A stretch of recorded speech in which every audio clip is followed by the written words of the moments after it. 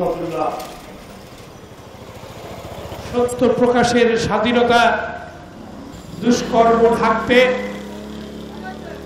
হত্যা নিপীড়ন থেকে বন্ধ করে দেওয়া হয়েছে।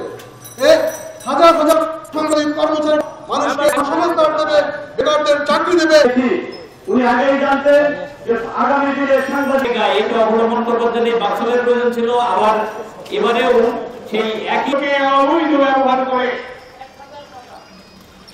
জোর করে ক্ষমতাকে ক্ষমতায় অবিলম্বে প্রকাশ এবং প্রচারণার স্বীকৃতি দিতে হবে।